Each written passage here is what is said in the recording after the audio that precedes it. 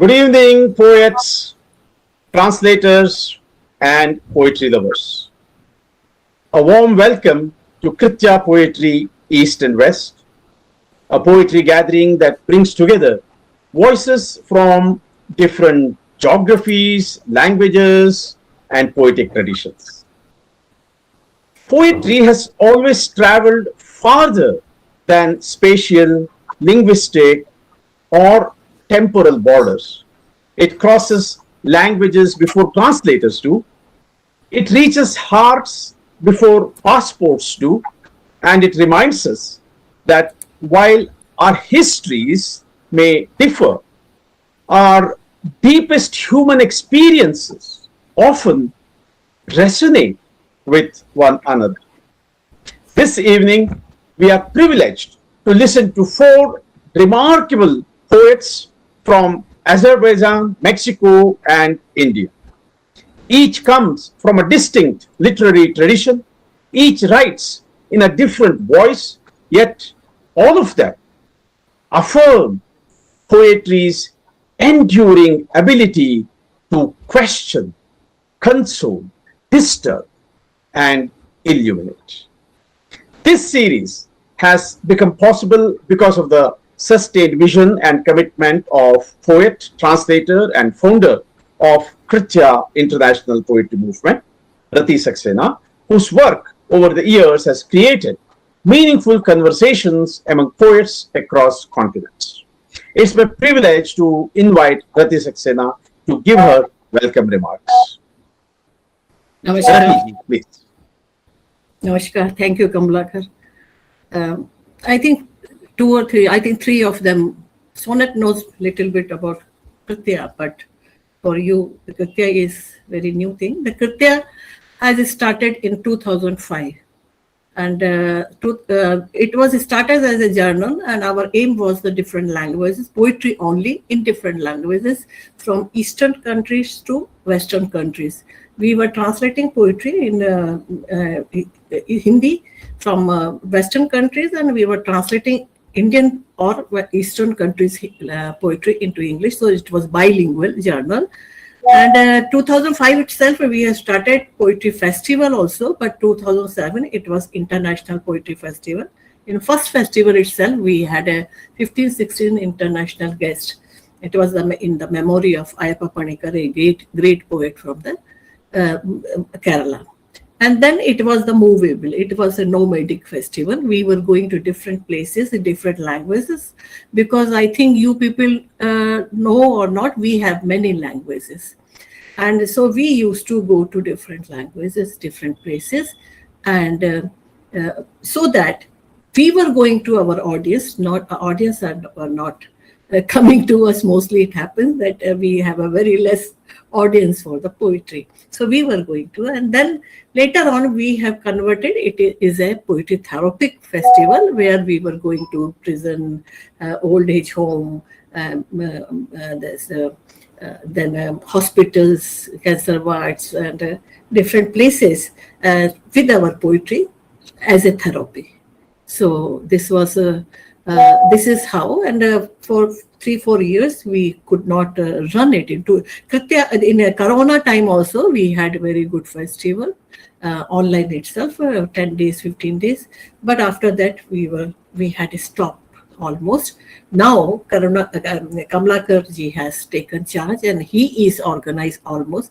I'm just supporting him. He is organizing Kritya festival, Kritya reading. One is Kritya poetry, East and West, and then second is book talk. So it is very nice. It's going very well. We are knowing about the young poets, mostly contemporary poets around the world. We are communicating, and we are making a poetic group or society. So that's all. You all welcome, and I hope you will be connected with Kritya for future also. Thank you very much. Voice.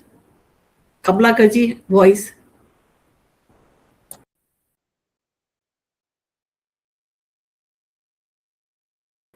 Kamlakar ji, your voice. Yeah. Sorry. like you were saying earlier, Ratiji, this technology sometimes gets us into trouble. Yeah.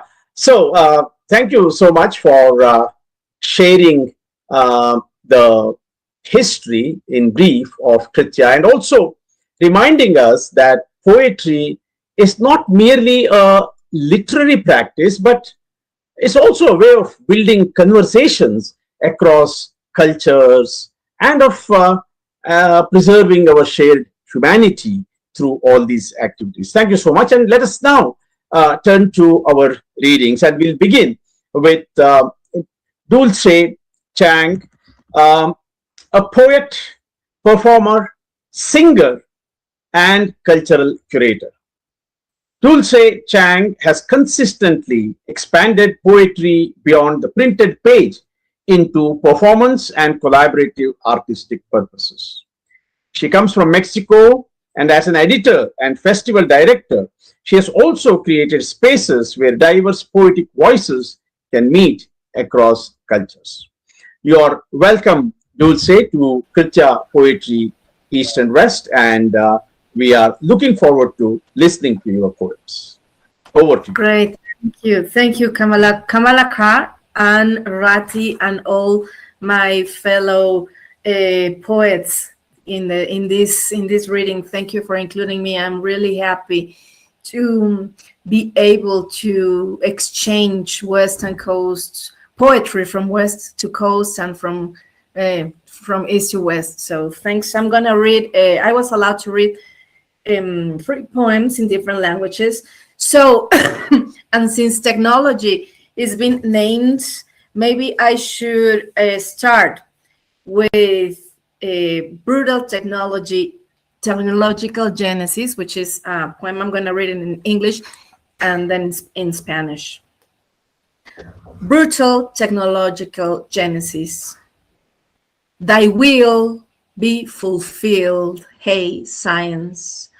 O spider web like God omnipresent, oracle of technology. Thy will be fulfilled as on earth as under heaven, that there be no element capable of moving you.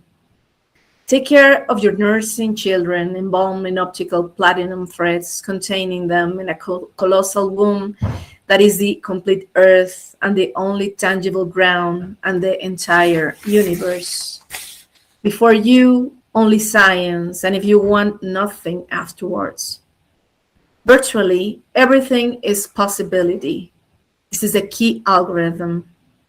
Electronic nebula, your taxonomy applies. It's the evolution, and it was already written somewhere. Hey, spider, queen, in network, reincarnated. Who expected to see you succeed again? You made the moon, your decoy, a lie. But she was a huge button that displayed a power in its center. But God was only a robot poet who sang to her. I'm going to read it in Spanish.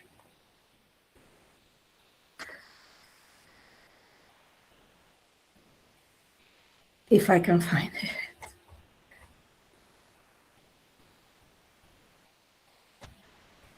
Oh, sorry. Like I opened lots of.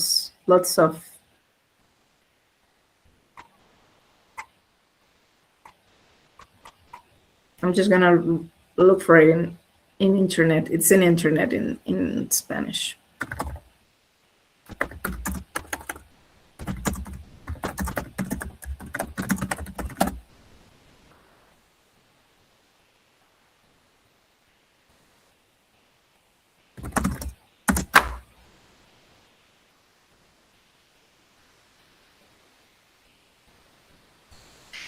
You know, I'm gonna read another poem because I cannot find my.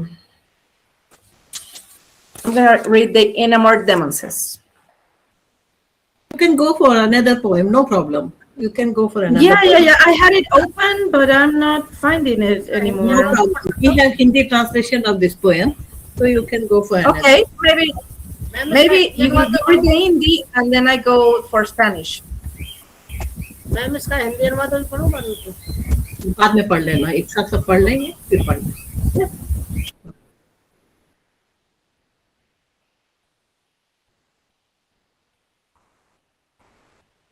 You can read another poem. Oh no, Hello? I found it in Spanish, so I'm gonna find it in Spanish. I'm gonna read it in Spanish, okay? Okay. Génesis brutal tecnológico. Hágase tu voluntad, oh ciencia, oh arácnida red, como Dios omnipresente. Oráculo de la tecnología, hágase tu voluntad sobre tierra y bajo cielo, que no haya elemento capaz de conmoverte. Cuida de tus lactantes hijos, embalsamados en ópticos, platinados hilos, conténlos en colosal vientre que sea la tierra completa y el suelo tangible y único y el entero universo. Antes de ti solo el silencio y si quieres después nada. Virtualmente, todo es posibilidad. Este es el algoritmo llave. Nebulosa electrónica, aplica tu taxonomía, es la evolución, en algún lado ya fue escrito. Reina araña reencarnada en red, ¿quién esperaba verte triunfar de nuevo? Hiciste de la luna tu aliado señuelo, pero era ella un enorme botón que ostentaba un power en su centro. Pero era Dios, solo un poeta robot que le cantaba. Should I read another one, or you want to read the Hindi version? You go for another one, actually. Okay, then I'll read the enamored demonses. The demonses are in love and beloved. They throw snortful howls among the jaws of hell. By internal embers calcinant, the demonses kiss each other in silence. They caress their weathered nipples. Themselves they palpitate, erect, needed, and invincible. Never has heaven seen that much love. They grow vibrant, twisted, loving, and vile succubi. They pull apart their orangues' glutes, and their sharp-fanged lips fit into the living flesh in a frightful, unbridled oscule. Surfeit boils, moist with love, the severed entrail of the abyss. Cancer barrel moans in billowing. The very villain sex explodes. They love joyful, loving, bloodthirsty, eating away demonses in dark ocular shines and genital squirks. They hurtle their filthy tongues, crying erect, sucked and loving. Enraptured faces of monstrous grimaces, they are mutilated angels, those demonses, who entangle their souls in an endless sin. One would say that this was paradise collapsed in flames, but never has heaven witnessed so much love. I'm going to read that in Spanish too. I already have it here prepared. Las demonias enamoradas. Las demonias están enamoradas y amorosas, lanzan bufos aullidos en las fauces del infierno. Calcinadas por brazos interiores, se besan en silencio las demonias, los ajados pezones se acarician, se palpitan directas, amasadas e invencibles. Nunca tanto amor ha visto el cielo. Grúñense vibrantes, retorcidas, amorosas, civiles las demonias, apártanse los glúteos horrendos y labios de filosos colmillos encájanse en la carne viva, en espantoso ósculo desenfrenado. Hierve sulfurosa, húmeda de amor la entraña desgajada del abismo, gime en brama, cancerbero, le extrae el sexo al muy villano.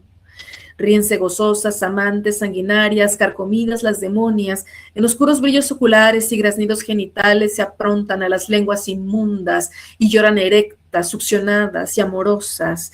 Extasiados rostros de monstruosa mueca son ángeles mutilados, las demonias enredan sus almas en un pecado interminable. Diríase que este era el paraíso derrumbado en llamas, mas nunca tanto amor ha visto el cielo. I'm going to read a short third poem. This is based on a cocktail, actually, that you may have sipped at some point, which is called Cosmopolitan, and I have named Cosmos. Ice cubes, 45 milliliters of vodka, 30 milliliters of triple sec, 30 milliliters of cranberry juice, 30 milliliters of lime juice, 1 slice of lime decoration. Inside a shaker, beat the darkness with luminous ice cubes and see that this is good. Also, pour into this jar the juicy waters of vodka and the arid waters of triple sec and see that this is good. Add the juice of the cranberry and the sweet gold of the lemon tree fruits and see that this is good. Pour the mixture into a martini glass and garnish with a slice of lime, vast as a lantern, and see that this is good. Rest, drink your cocktail. Think that maybe it is not good for you to enjoy it alone. Thank you.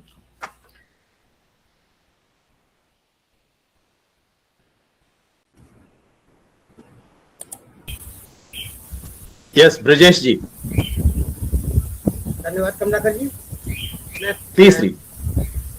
पहला अनुवाद पढ़ता हूँ, brutal technological genesis. इसका हिंदी अनुवाद है निष्ठुर तकनीकी उत्पत्ति। तेरी इच्छा पूरी हो है विज्ञान, अरे मकर जाल जैसे देव, सर्वव्याप तकनीक के भविष्यवक्ता। तेरी इच्छा स्वर्ग की तरह धरती पर पूरी हो, कोई भी तत्व तुझे हिला ना सके। अपने उन बच्चों का ध्यान रख जो ऑप्टिकल प्लेटिनम धागों से लिपटे हुए हैं। उन्हें एक विशाल गर्भ में रख जो कि पूरी पृथ्वी है, और यही एक हकीकी मैदान है। संपूर्ण ब्रह्मांड है, तुम्हारे सामने बस सन्नाटा है और तुम चाहते हो कि उसके बाद भी कुछ नहीं हो। असल में हर चीज मुमकिन है, यही मुख्य एल्गोरिथम है। इलेक्ट्रॉनिक नेबुला, तुम्हारा वर्गीकरण विज्ञान लागू होता है, यही विकास क्रम है और यह पहले भी कहीं लिखा जा चुका है। नेटवर्क में फिर से जन्मी, अरे मकड़ी रानी, तुम्हारे फिर से सफल होने की उम्मीद किसे थी?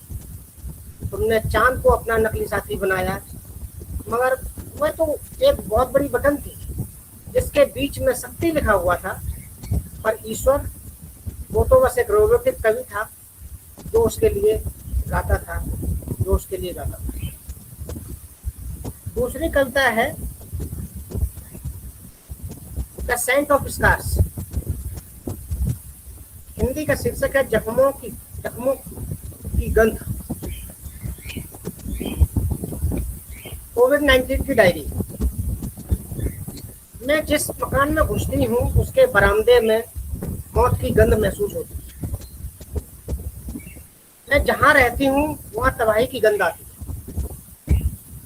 चमकता फास्फोरस, नृत्य करते मुर्दे, टेढ़ा मेढ़ा मुंह बनाते सांड मेरा स्वागत करते। मैं जिस घर में रहती हूँ, जहाँ कभी कभी खाती हूँ, जिस मेज पर संपादन करती हूँ, मैं कहूँगी उनमें से मरे हुए सी गंध आती है। बहुतेरी कब्रें और ठंडी लाशें दुर्गंधित जगह में थकी हारी दम तोड़ती हैं। जख्मों की इस महक में कोई कैसे न फंसे, उनमें अपने आप को कैसे न पहचाने। आपदा प्रगति को बाद है। अरे मैंने तुम्हें पहले ही बता दिया है, मुझे लगता है यहाँ मरे हुए जैसी गंध आ रही। धारकोर और बीम वाले घर की यह अजीब सी लालसा जिसमें मैं रहती हूँ, जिस बिस्तर पर कभी कभार सोती हूँ, जहाँ संपादन करती हूँ, अब महसूसती हूँ मौत सी बदबू मारता है। गुप्त तहखाने और मृत अवशेष समतल बंजर जमीन में कीड़े भरे वस्त्र उतार रहे हैं। तभी बीज नजर आते हैं, हवा में उलझे हुए, लटके हुए। आंखों के प्यासे खांचों में रूह बरसती है, आंखों के प्यासे खांचों में रूह बरसती है। तीसरी कविता है कॉस्मोपॉलिटन कॉस्मोस। बर्फ के टुकड़े, 45 millilitre vodka, 30 millilitre triple sec, 30 millilitre कैनबरी juice, 30 millilitre नींबू रस, नींबू की एक स्लाइस सजाने के लिए। एक मिश्रक जार के भीतर अंधियारे की चमकीले बर्फ के टुकड़ों से भगाएं। एक मिश्रक जार के भीतर अंधियारे को चमकीले बर्फ के टुकड़ों से भगाएं और देखें कि यह अच्छा है। साथ ही इस जार में वोदका का सरस जल और निर्जल ट्रिपल सेक डालें और देखें अच्छा है। कैनबरी जूस और नींबू का मधुर स्वर्ण रस मिलाएं, देखें कि अच्छा है। अब इस मिश्रण को मार्टिनी ग्लास में डालें। नींबू की बड़ी स्लाइस से पैटर्न की भांति सजाएं और देखें क्या यह अच्छा है। फिर आराम करें, अपना कॉकटेल पिए, फिर विचारें और इसका अकेले अकेले आनंद लें। क्या तुम्हारे लिए अच्छा है? धन्यवाद। Thank you, Brajesh ji, for these three translations. And thank you, Dulce. Your poems inhabit a space where myth, body, and technology continually transform one another. They remind us that imagination is perhaps poetry's most radical form of knowing. Thank you. Thank you for your lovely poems. We enjoyed them. 1 minute, I want her to read one poem, or she said that about that nude. I want to read you that poem. Okay, so I read it? Yeah, please in English. Okay, I'll read Third Moon Cycle. It was the last one, right? In the Third Moon Cycle. The youth dreams. A fish sleeps spinning in the rings of Saturn. She gravitates close to the ceiling. The silver thread that protects her from the internal emptiness oscillates. A great incandescent wave by torrents bathes her intact breasts, and her extremities orbit toward the radiant. The nude can't be touched. The viscous drowsiness of the darkened room reads only onanism aloud. The fingers of she who levitating sleeps exude a strange of 3 moon cycles. They have called her Virgin of the Cosmos, she who floats next to the ceiling, reigns holy adouses the illuminated nude, miraculous, fluorescent, powerful, and flying. Thank you, Radi. Thank you, Kalama Kar. And thank you, my translator, Brajesh. Yes. And all my fellow companions of this table. Thanks a lot for including me. I feel really linked to India. I had the opportunity to travel there to Mumbai in 2024. And I am, then some Indian poets came to Mexico. So we are working on this dual and mutual poetic relationship. Thank you for making it happen. Thank you again. Thank you, Dulce. We enjoyed your poetry. Thank you so much. Now we turn to our next poet from Kolkata, Sonnet Mondal. Sonnet is an internationally recognized Indian poet, editor, and literary organizer. His work has traveled into more than 20 languages. His poetry is marked by philosophical inquiry, emotional precision, and an unflinching engagement with the ethical questions of our time. We now request Sonnet to present his poems. Hello, Kamlakar, and thank you for having me here. Thank you, Rati, for having me here. So, I have chosen like 5 short poems, and one at the end I will be reading in Bengali, which is my mother tongue, but I write in English. So the title of the first poem goes as Outline of Pain. When I'm asked why I live alone, I almost say something inside me has lost its shape midway. My memories have no edges and pain no direction. Even my thoughts rehearse their own disappearance. What I feel has no surface to stand on. Something formless hides behind the ordinary. In my solitude, I keep chiseling silence to see if it will speak back in form. Perhaps I haven't yet earned the grace to name what wounds me so beautifully. Some nights, when the unsaid grows almost whole, I am still arriving. The second poem is titled as How Do You Still Call It Faith? Hands that fold in prayer also tighten around the barrel. Mouths that chant blessings spill orders of fire. Eyes that water at suffering turn blind to the blood on your own doorstep. How do you still call it faith when the God you kneel to is the same one you betray? Do you feel the tremor in the heart that gives and takes? Do you hear the silent cries of those who are broken by hands like yours, by words like yours, by faith like yours? I do not understand how devotion and destruction can live in the same body, how mercy and violence can dine at the same table. And yet you rise each morning, fold your hands, light your incense, as if the smoke could cleanse the echoes of your own making, as if faith were a garment you could wear without feeling the stain it leaves behind. Tell me, how do you still call it faith? And another poem,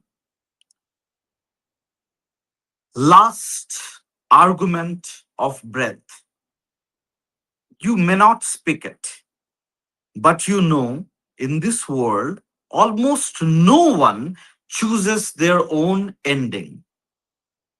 Most deaths arrive clawing at breath, splintering the air with pleas, fingers grazing light, or the half open hand of a stranger before silence unfurls like a cold sheet over them. And still people die. People kill.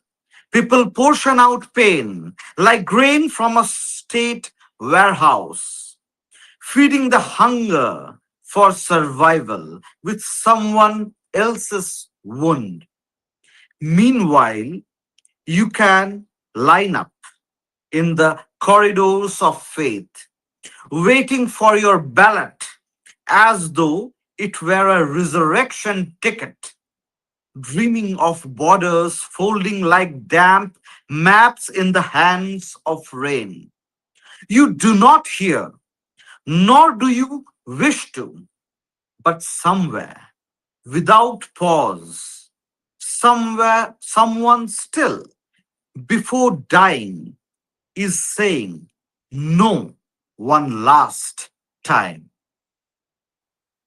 The next poem is titled as Today, a missile struck the head of Buddha. Gods, their names echo in spaces where tanks traverse playgrounds. The world moves, and the hands of clocks move farther apart. Palms folded over our hearts, we sit inside roofless houses. We still think about preserving our faith. What when a missile topples the dome of a mosque? When it rips apart the clapper of a temple bell from its mouth? Today, a missile is stuck in the head of Buddha. Where will the birds sit now? Today, the rice bowls are filled with bullet shells. How would you teach hunger to value our gods? Each footprint is a hope. When a child walks barefoot, each footprint is a map of a land. When children fall in front of bullets and their bodies are dragged on, each dragging trail is a hope. Their eyes show us the black back of every mirror, the cold grasp of ruins. Their laughter rings like vacuum traveling through the bullet holes in the walls of their houses. Their footprints leave a vast, desolate ache in their wake as water forms inside growing coconuts by their houses. The houses, roofless, look at the sky the way a quiet shore looks at the sea, seeking a way to rest. My last poem in English is titled as Below the Sky of Sirens. The last several evenings, walking home from the city market, I heard conversations. I tried to interpret the shades of human ties and write about love and longing. But just as a burnt baby has no past, a shot down mother has no joy, a bombed hospital, no care, an air siren, no future, war has no nostalgia. It all started in a coffee shop where patrons took sides. The coffee smelled clean, the floating bubbles kept bursting, though. And at the beginning of the session, as I told, my mother tongue is Bengali. So, but I write in English, but of course, I read in Bengali, and few of my poems, they're available in Bengali also. They have been translated by Anshuman Kaur. And the title of this poem, I'm going to read in Bengali, অদ্ভুত সাক্ষাৎগুলি। মাঝে মাঝে আমরা কোনো একজনের ভেতরে ঢুকে পড়ি জীবনে মাত্র একবারই, আর আমাদের হাড়গুলো কিছুতেই ওই চামড়ার ভেতরে ফিট করে না, মাপে মাপ খায় না। আমাদের নানা পরিকল্পনা সমুদ্রের ঢেউয়ের মতো এগোয় আর সন্দেহের মতো পিছিয়ে আসে। এদিকে একদিকে আশঙ্কার তীব্র যন্ত্রণার কামড়, অন্যদিকে একটা ক্ষণস্থায়ী আনন্দ, অভিজ্ঞতা আর ভয়ের মাঝের প্রসারণকে মনে হয় যেন সেই সময় যা একটা মাছ নেয় নিজেকে মেলে ধরতে আর লুকোতে একটা বড়শির সামনে। Thank you very much. Thank you Kamalakar, thank you Rati. Thank you. Thank you. Thank you, Sonnet. Wonderful poems. They do not seek easy consolation. They remain attentive to the fragile space where language confronts violence, faith, loneliness, and hope without surrendering to certainty. Thank you so much for your wonderful poems. We now turn to Jyoti Prakash, a poet who comes from New Delhi. And 1 minute, please. With a background in political science and social development, Jyoti Prakash brings to poetry a thoughtful awareness of contemporary life while remaining deeply attentive to intimate human experience. Her works explores memory, belonging, migration, and relationships through fresh and unexpected imagery. Jyoti Prakash, over to you. Thank you so much, Rati ma'am and Kamlakar sir, for having me. Thank you so much, fellow poets, for presenting their poetry so well and so it's in a very refreshing manner. I am very new to all of this. I am just few years old as a poet, and here I am going to present some of my Hindi poems and two of my English poems. So the first poetry, which is in Hindi, जिसका शीर्षक है, जिसका title है प्रवासी। जिसे तुम त्रिकोणों में ढूंढ रहे हो वो हिसाब से नहीं मिलता। मिलती है जुगलबंदी कमरों में पड़े रहने की, कई रास्तों पर चलने की। मिलता है टोपरा खेतों का जब तुम्हारे पांव नींद की सिलवटें सुलझा रहे होते। वो चंद लिहाफों वाले ख्वाबों में जिन्हें तुम सपना नहीं कह सकते, अब नहीं, कभी भी। बोलने का कायदा, भाषाओं की लड़ियां तुम्हारे जूड़े से गिरकर पूरे विश्व में पसर गई।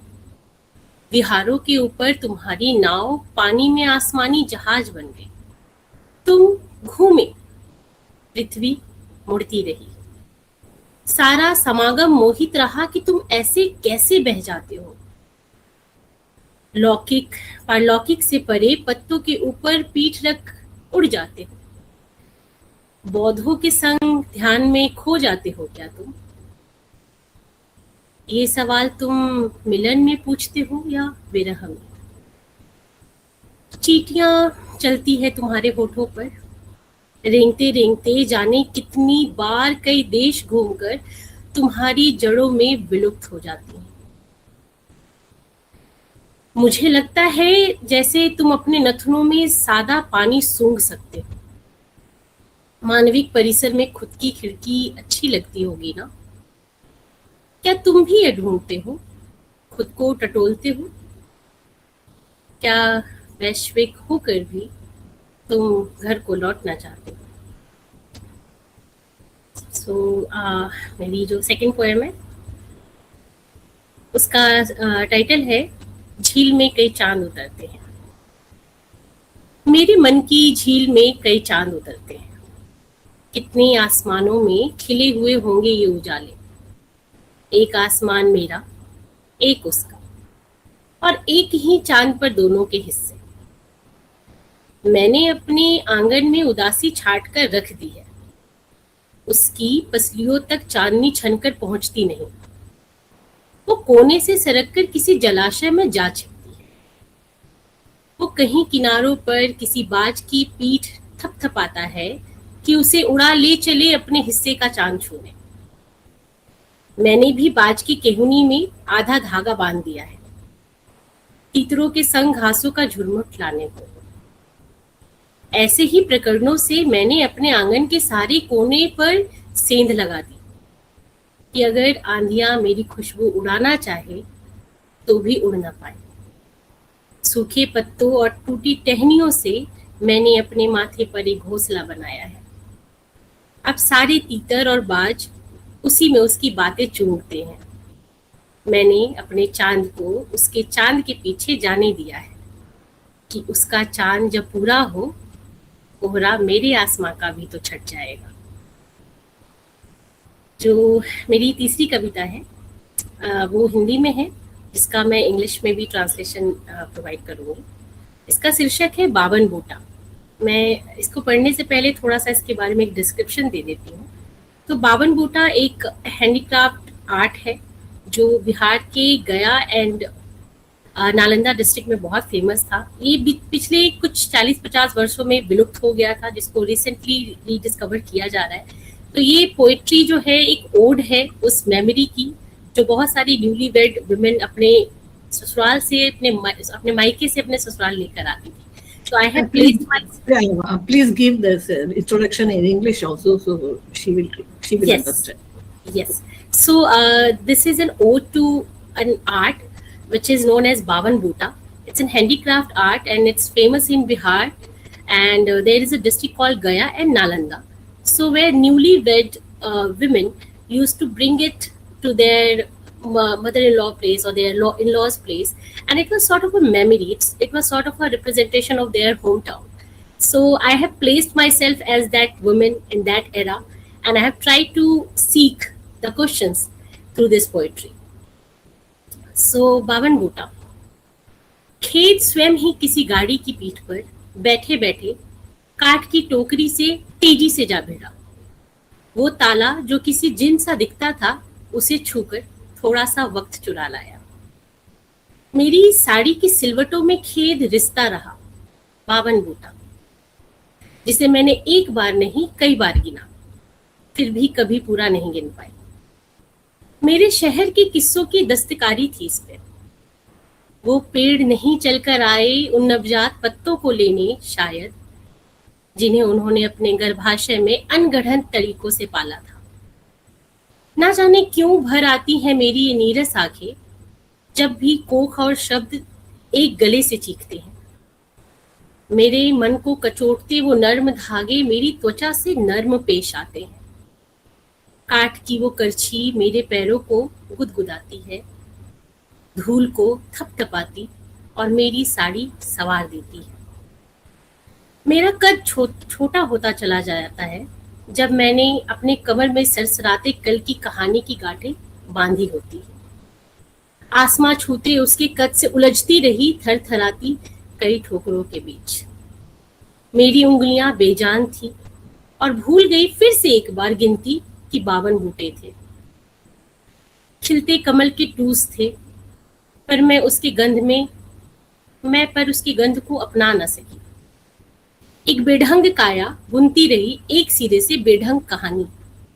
52 बूटे की वो साड़ी सालों तक सांस लेती रही, तह करती रही खुद को, जीते चली गई और मैं जीर्ण हो गई।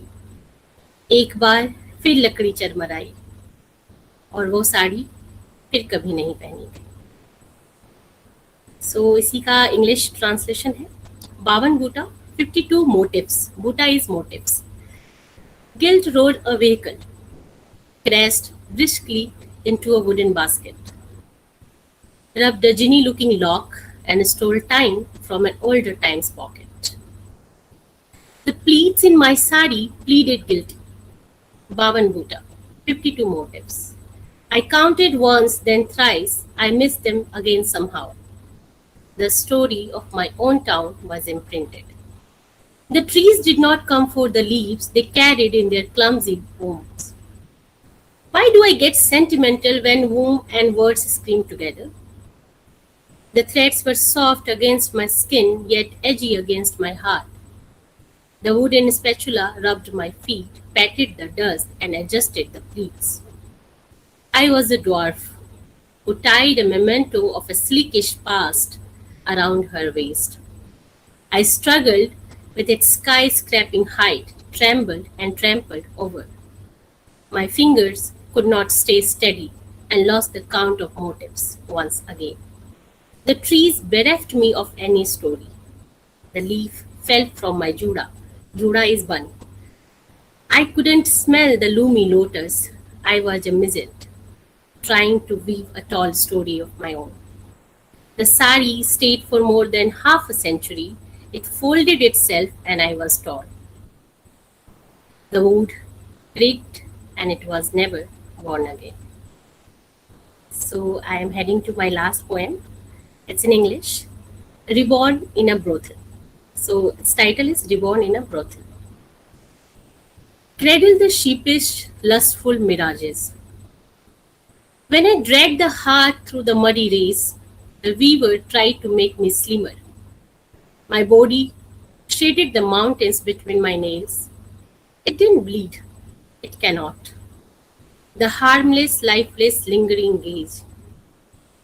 I was reborn in a brothel. No bodily exchange, yet everything was sold. My long hair was looted by Jasmine, the chore, the thief. Not stunned, but stabbed. My toes were tossed. The sky brewed my name, and everyone sipped their coffee. My friends, they were giggling, dropping my casket before the graveyard closed. Chopped hair, cropped toes, wrinkled head, broken nails. I was folded like a brisket. Under the roll, overrolled.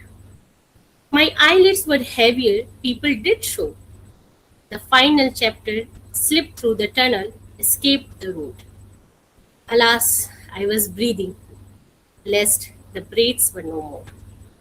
Thank you so much.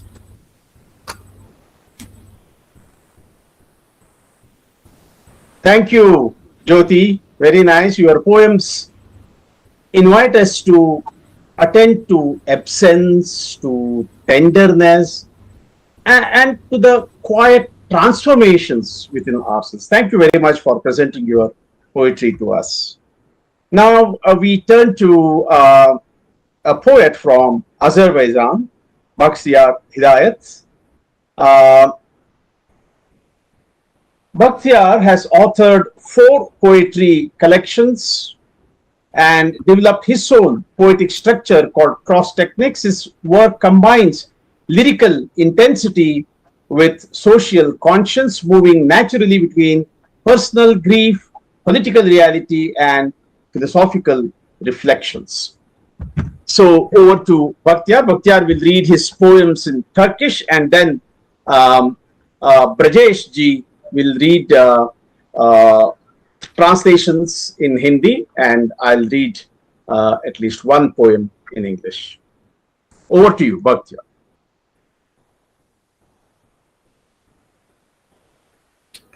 Mic.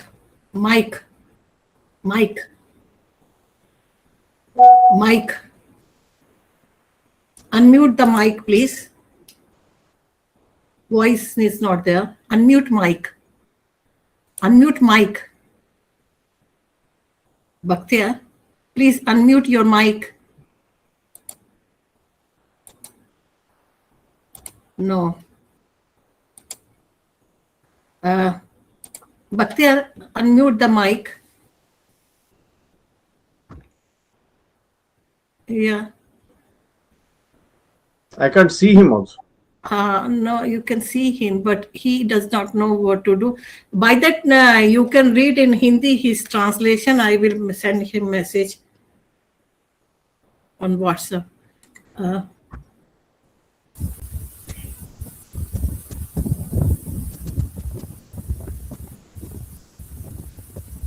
Bahtiyar, put on your mic.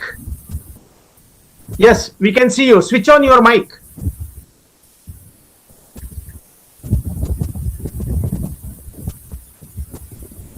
Mic, please. Mic. Please check. Mic. Please check the WhatsApp. Please check the WhatsApp.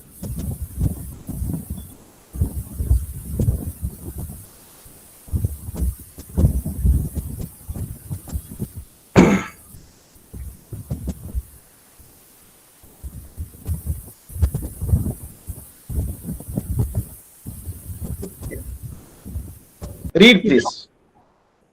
No, he does not understand. Mike, please read the WhatsApp, please. Check the WhatsApp. WhatsApp. Mobile.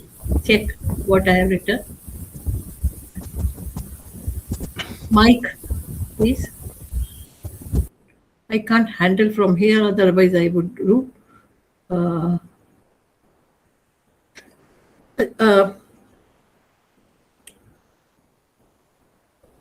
Mike, I think he is not understanding. Technology is again problem. Brajesh जी आप अब हिंदी में पढ़िए. Thank you ma'am. अब ये अनएप्टे हो रही है। First poem is in memory of my brother. मेरे भाई की याद में आपके आखिरी पल मेरी आंखों के सामने से गुजरे। आप गहरी सांसें ले रहे थे, इतनी गहरी कि ऐसा लग रहा था आप उन सालों की भी सांसें ले रहे थे जो आप कभी जी ही नहीं पाए। आपकी नजरें एक ही जगह टिकी हुई थी, आप पलकें भी नहीं झपका पा रहे थे। गोया उन सालों की दुनिया देखना चाहते थे जो आप कभी जी ही नहीं पाएंगे। बिस्तर से उठने की भी आप में ताकत नहीं थी। गोया आप उन सालों की नींद एक साथ ले रहे थे जो आप कभी दोबारा ले नहीं पाएंगे। भाई, मैंने खुद आपको नहलाया, आपको नहलाते हुए मैंने खुद को भी साफ किया। अब से मैं भी आपके जैसा पाक जीवन जीऊंगा। आपकी कब्र के पत्थर के लिए आपकी शादी की तस्वीर सबसे मुनासिब रही। आपकी शादी की तस्वीर कब्र के पत्थर से उन सभी शादियों को देख रही है जिनमें आप कभी दोबारा शामिल नहीं हो पाएंगे। जबकि ऐसे बहुत से लोग हैं जिन्हें गुजर जाना चाहिए। बताइए, आप किसकी जगह चले गए मेरे भाई? हमें याद करके तड़पना मत मेरे भाई। हमारी दादी वही है आपके बगल में, हमारे अब्बू आपके बगल में ही है, हमारी अम्मी भी आपके पास आने की तैयारी कर रही है। जमीन के नीचे की दुनिया बहुत खूबसूरत है। ना बिजली का बिल, ना गैस का बिल, ना कोई कर्ज। आज तक आपने जो पेंशन की जमा पूंजी जोड़ी है वो आपके बच्चों की है। वो आपके बच्चों को जिंदा रखेगी। हम भी आपके बच्चों की मदद करेंगे, हम भी आपकी जगह थोड़ा जी लेंगे। और आज तक आपने जो इंसानियत की पूंजी कमाई है वह आपकी याद को जिंदा रखेगी, और ये कविता भी आपकी याद को जिंदा रखेगी। यह कविता भी आपकी याद को जिंदा रखेगी। Now he can read, I think. Bahtiyar, please read your poem. Read in Turkish, yes. Türkçe konuşuyorum. Loudly. Aha. Yeah, Türkçe şiir. Birinci şiir. no voice. Bizim şehirde ilanlar ağaçlara vurulurdu. Ev satılır, arsa satılır, fiyatı anlaşmayla. Garip olan şu ki sonra o ağaçların kendisi de satılır. Ama sabit bir fiyata. Bu ağaçların yerinde şimdi bankalar var. Banka çalışanları kredi ilanlarını yapıştırmış, sark kalmış ağaçlara. Halka para satıyorlar. Ama çok insaflılar. Bahçelikle ilgili krediler geciktiğinde %1 indirim yapıyorlar. Borçlanmış dostum kredi ilanlarını okuyor. Ben ise ilan yapıştıran ağacın kaderini okuyorum. Ama bir ilan beni sarstı. Bu ilanda böbrek satılıyordu. Bu ilan ağacı da sarsmıştı. Sanki diyaliz hastasıydı ağaç. Başka bir şiir okuyorum. Demek.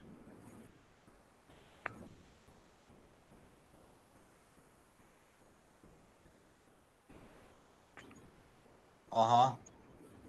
Kaybolmuş yılan. Büyük bir hastane, sabah vakti, iş yeni başlamış.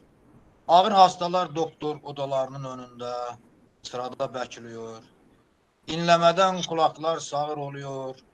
Odada tek bir doktor bile yok. Hepsi toplantıda, yeni müdür kendini kanıtlıyor.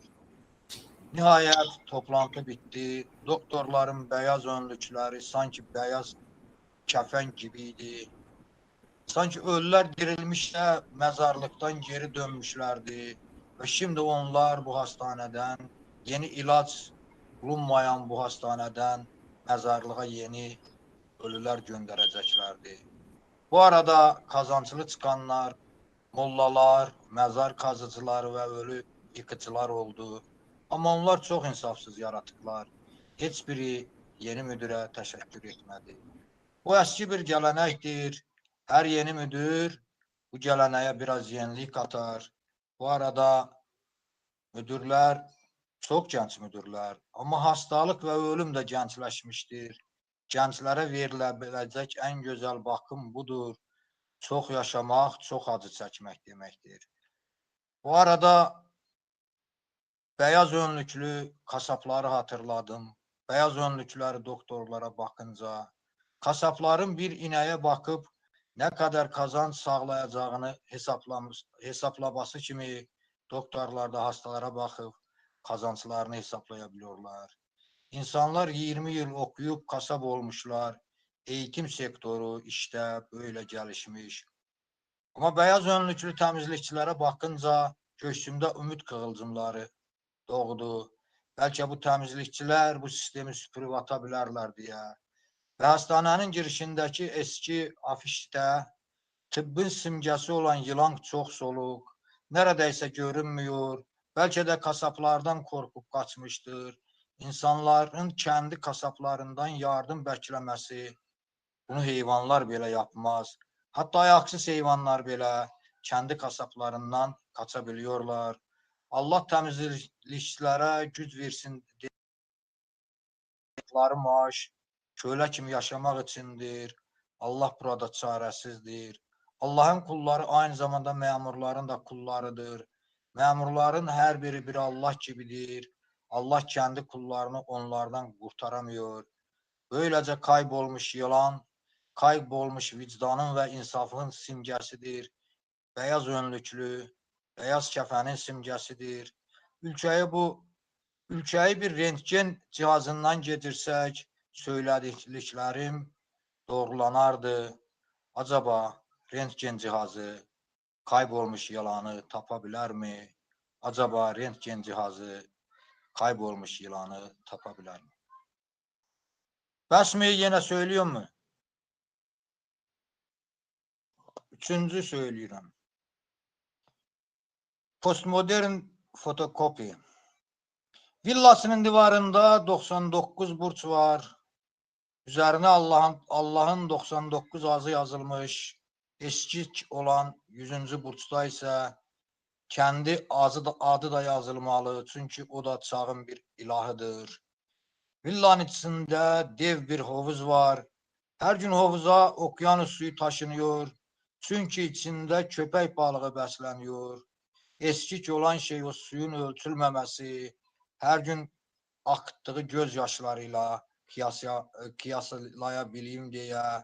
O köpek balığı her gün yüzlerce balık yiyor. Köpekleri her gün onlarca tavuk yiyor, kuzu kanı içiyor. Eskik olan bir şey var. Bu gedişle kendisi de insan yemeye başlayacak. İştahı kesilsin. Amin, amin. Lanet olsun şeytana. Aklıma geldi. İdi amin. İdi amin. Ayakkabıları timsah derisindendir. Kemeri yılan derisindendir. Ceketi layka derisindendir. Ve ceketinin kürkü tilki derisindendir. Şapkası kunduz derisindendir.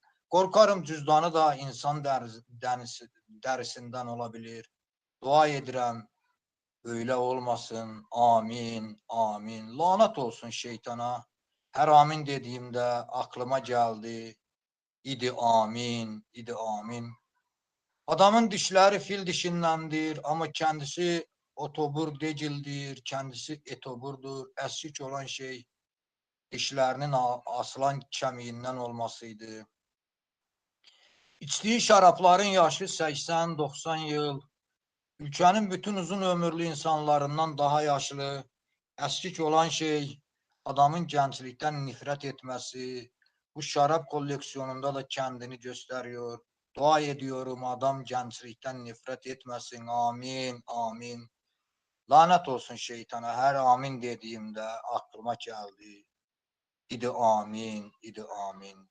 Tuvaletindeki klozet altındandır. Eskik olan tarafı şu. Bu klozetin dünyanın halı budur. Benim dostum henüz küçük bir Allah. Bu adam büyük Allah olmasın. Amin, amin. Lanet olsun şeytana. Yine aklıma geldi. İdi amin, idi amin. Bakın bilim ne kadar ilerledi. İnsanlar da fotokopi oluyor. Meğer idi aminin ne kadar küçük fotokopisi varmış. Dua ediyorum insan fotokopisi dursun.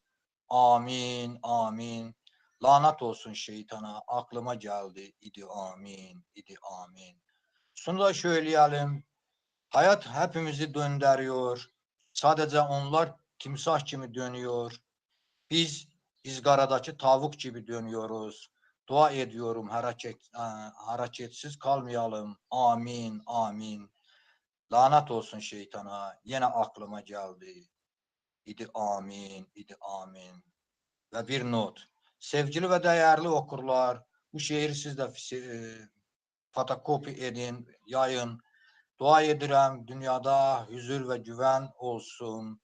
Amin, amin. Aklıma geldi. Yine amin. Sağ olun. Thank you very much.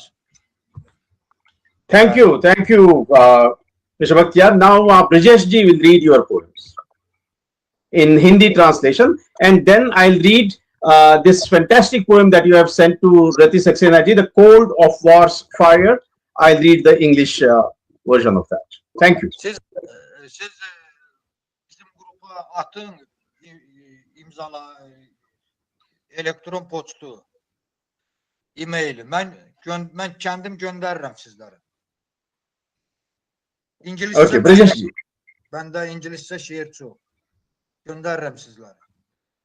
Türkçe'de Okay. çok İngilizce. Yes. Brijesh ji, yeah. Advice, मशवरा। हिंदी में शीर्षक है मशवरा। एक पिल्ला 3 से 5 महीनों में श्वान प्रशिक्षक की बदौलत सही तौर तरीके सीख लेता है, पर मैं ऐसे व्यक्ति को जानता हूँ जो दो साल किंडरगार्टन, 11 साल स्कूल, 4 साल विश्वविद्यालय, 2 साल परास्नातक, 2 साल डॉक्टरेट की पढ़ाई, 20 साल एक ही पद पर, फिर भी वह इंसान बनना नहीं सीख पाता है। अड़ियल पने में बकरी की तरह, सोच में भेड़ के जैसा, चालाकी में लोमड़ी की तरह, कायरता में खरगोश सा, शिकार करने में लकड़बग्घे जैसा। तो श्वान प्रशिक्षक ज्यादा बेहतर होते हैं, उन्हें शिक्षा के क्षेत्र में लाना चाहिए।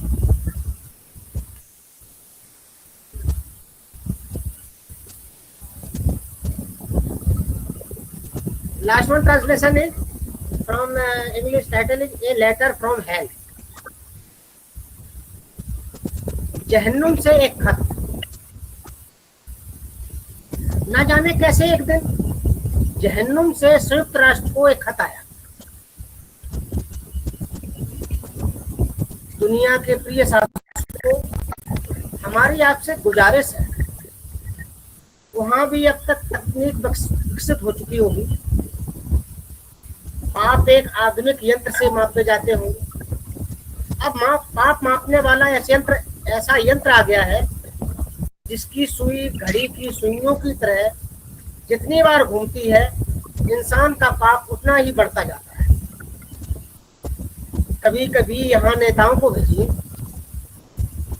चापलूस कवियों को भेजिए और फर्जी देशभक्तों को भेजिए, तब उन यंत्रों की सुइयां तेजी से पंखे की तरह घूमेंगी और इस दहकते दोजख की आग थोड़ी ठंडक पड़ जाएगी, और इस दहकते दोजख की आग में थोड़ी ठंडक पड़ जाएगी। धन्यवाद नगर जी, धन्यवाद। और Bakhtiyar Hidayat ji, thank you so much. Thank you. Hindi में किया है मैंने, बहुत बहुत धन्यवाद।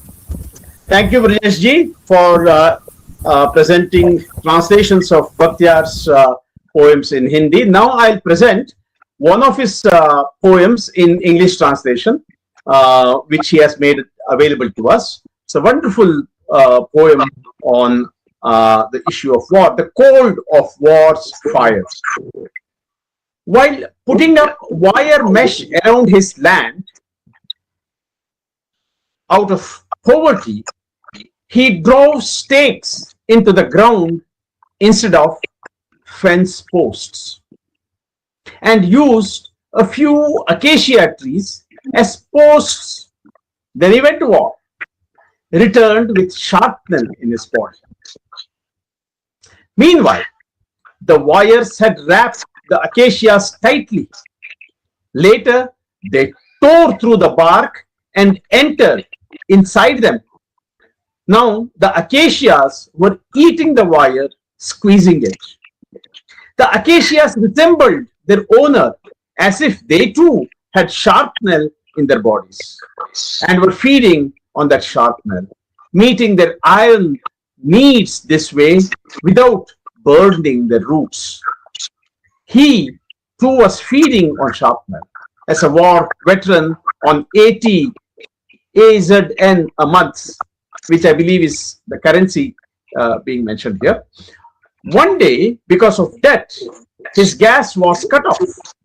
He chopped the acacias into firewood. He burned the acacia wood. The sharpnel in the acacias was melting from the heat, but the sharpnel in his body was making him feel even colder. Thank you.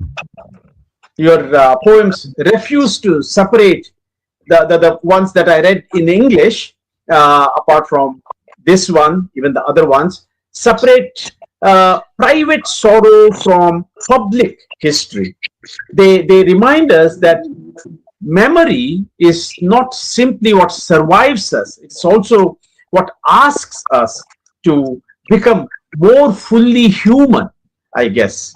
Thank you so much. Now, as we come to the conclusion of this evening's readings, we have traveled across continents from Mexico to Azerbaijan to Kolkata to New Delhi, and it's a lovely poetry presentation. Before concluding, we have some time for responses. I'll take Ratiji's responses maybe to begin with, and then anybody who would like to give their responses are most welcome. Ratiji, would you like to start? I really enjoyed, even in starting, we were actually, the technology was troubling a lot. It was very difficult to enter for some time. It is very difficult to switch on the mic and many problems. But I read this poem, Dulce, about the technology. And it is very interesting that she has connected mythology and technology, woven these two things. Because in Mexican indigenous culture or African indigenous culture, what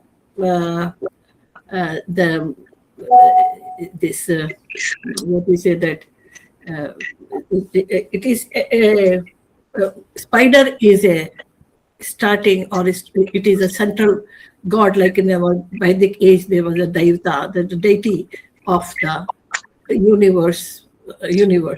Actually, it is the mother of universe, and she is creating her web for her children and creating the whole universe. That is the mythology, and this mythology she has connected with the technology. But I really worried that, do you think that a spider could manage even with this many problems? And for us, it is becoming difficult with the technology, though technology should be very good, but it is not very helpful many times. So what do you feel that? How do you think that? How to justify that? Yes, I understand that why you have written, but how do you justify it? Dulce. Well, for me, time. I am a believer of the presence everything happening in the present moment, even the future or even the past. So I actually am really happy of being able to live in these technified times, because this allows us to be omnipresent and allows us, with its problems of course, to communicate from long distances and long times. Even maybe we can find each other in the middle through our ancient beliefs, which is, for me, for example, the spider icon and the spider as artwork. So if I felt like that, like the spider is not an ancient symbol that has disappeared, but it has become bigger and bigger. And now it's becoming bigger through artificial intelligence as well. And it's more problematic because it includes all our faults and it's something that for me, it keeps logical. We change, the goddess and gods change its material presence, but they are there. So that is what I wanted to face in this poem. I am really happy that you felt connected to it, and at one point, technology and ancient technologies and modern technologies I just ask myself, well, where will them lead us to in terms of poetry and in terms of art? I want to include them because they are part of the reality.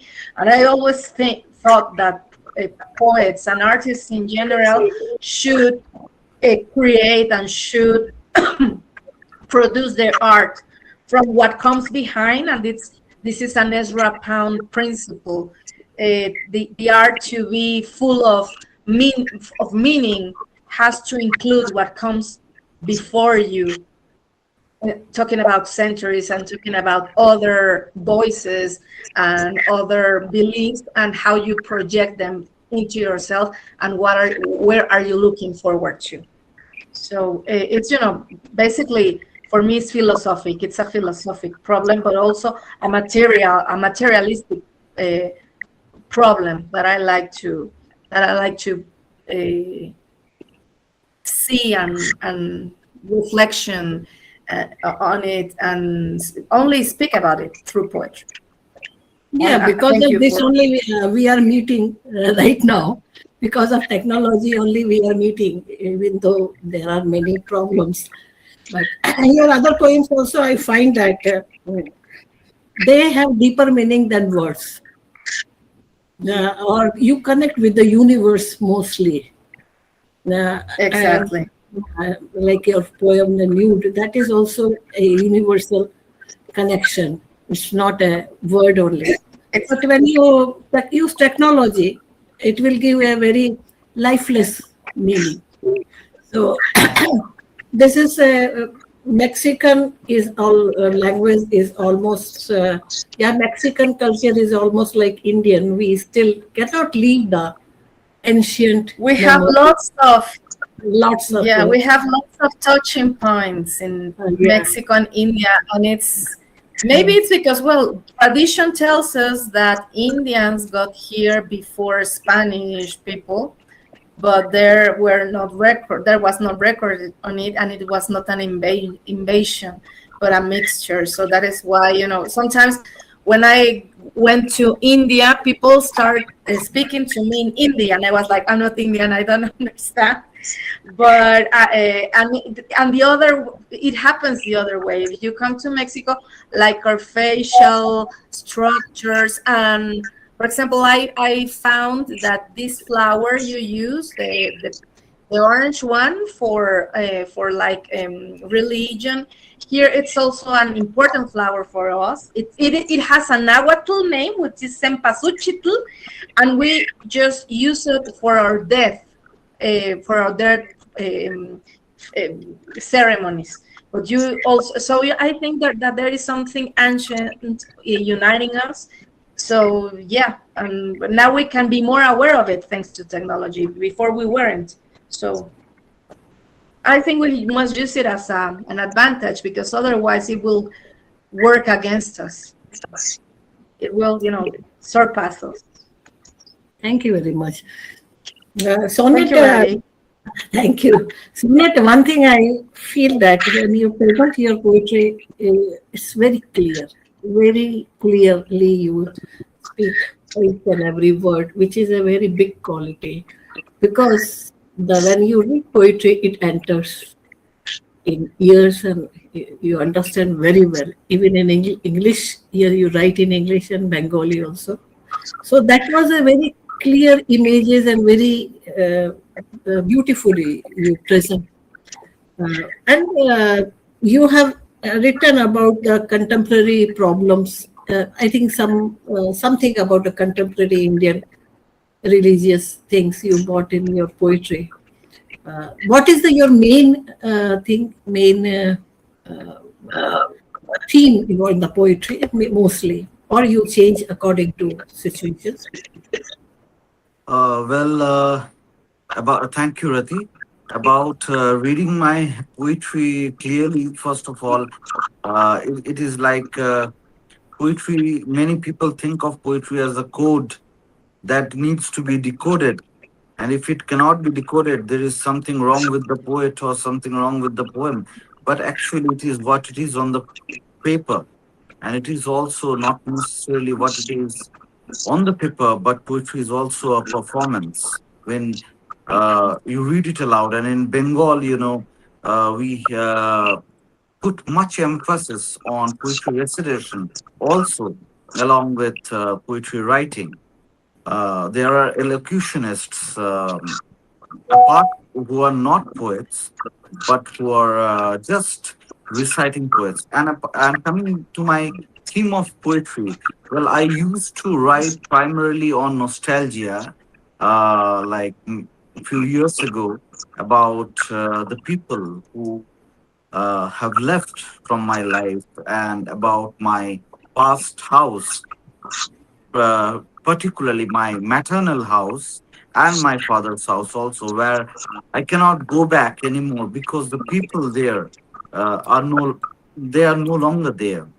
So later, after 2020, the tone shifted more towards social problems because everywhere, even on the television, even on the roads, wherever we go, we hear about wars, not only wars, but also stuff that in our country, if we come, people using religion as a tool, not for the purpose of spreading harmony, but for disharmony.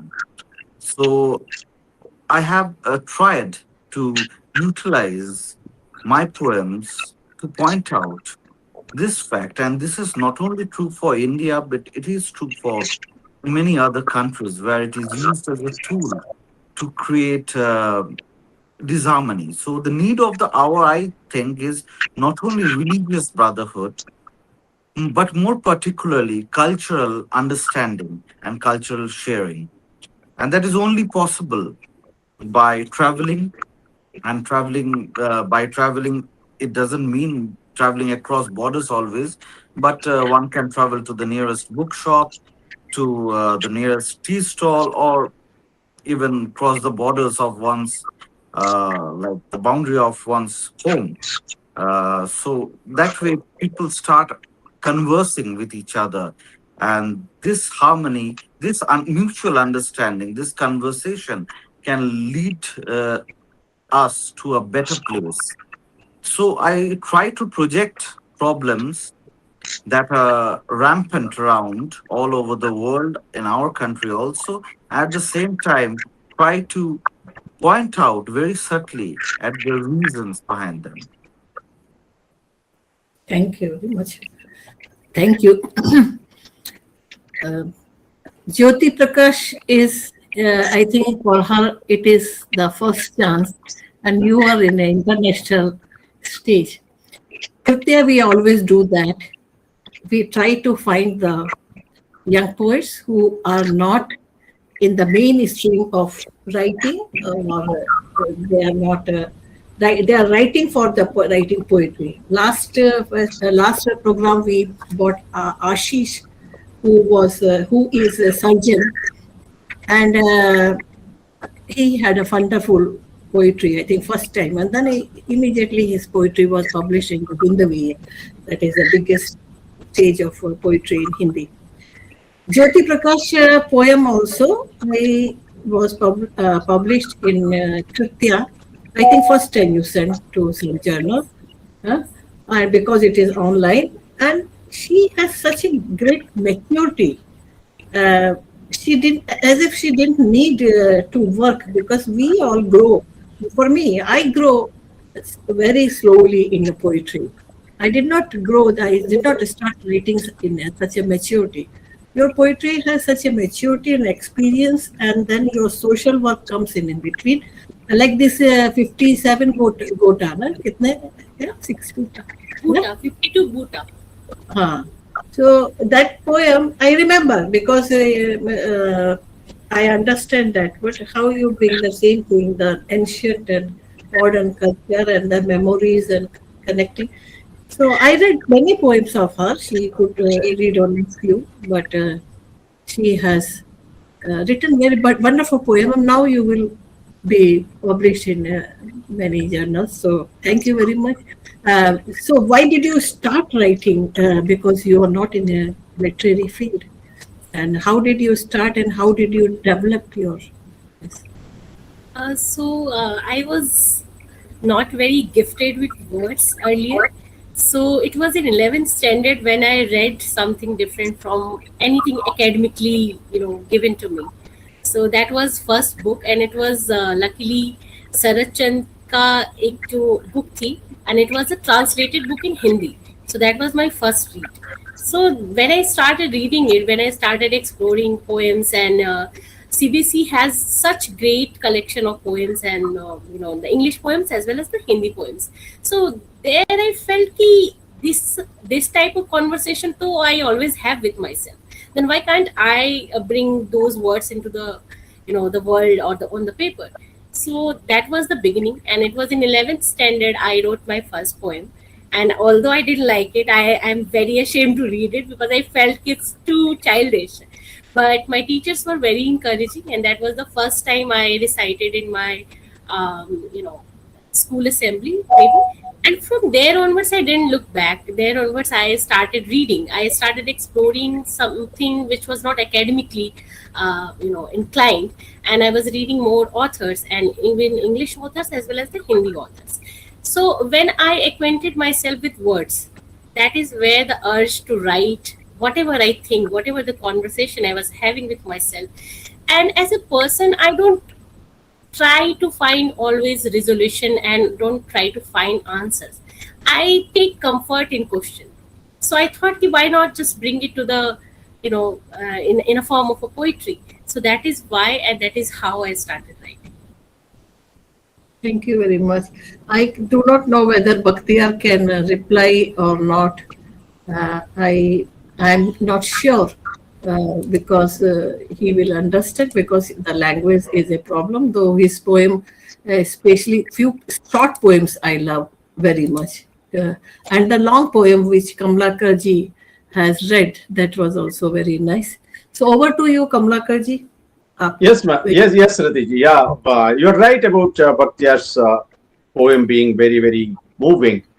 From Azerbaijan to Mexico, from Kolkata to New Delhi, the languages, landscapes, histories were different, yet the poems repeatedly returned to us, and also the conversations took us to questions that belong to all of us, to love, loss, justice, memory, identity, hope, even through technology, and the difficult work of, through all this, remaining human. That is perhaps poetry's greatest gift. It does not erase our differences. It teaches us to hear one another through these differences. So, on behalf of Kritya Poetry East and West, I extend my heartfelt thanks to Rati Saxena ji for tireless efforts in nurturing this international community of poets. My sincere thanks to our wonderful poets, Bahtiyar Hidayet, Dulce Chiang, Sonnet Mondal, Jyoti Prakash for sharing with us their poems this evening and also your words with us. Thank you, everyone who joined us online from different parts of the world. Your presence completes this gathering. May we continue to read across languages, listen to cultures, and recognize one another through poetry, as Sonnet earlier was mentioning. Kritya's next session will be a book talk on an anthology of Polish poets translated to Hindi by Rati Saxena. We will get to listen to the Polish poets and their poetry. Have a wonderful evening, everyone. And until we meet again, keep reading, keep writing, and keep poetry alive. Thank you so very much. That book was not only for Polish poets. That book is the Polish diaspora who survived from the cruelty of the Second World War. And they had to live in America and UK. And they are remembering their pain and suffering, their parents' pain and suffering and cruelty of the war. So that is not only the Polish poetry, that is actually the Polish diaspora's poetry, which brings the pain of world wars. So because this is the time when we are talking about a war, so that will be important, and the Polish diaspora poets will join us. Thank you very much.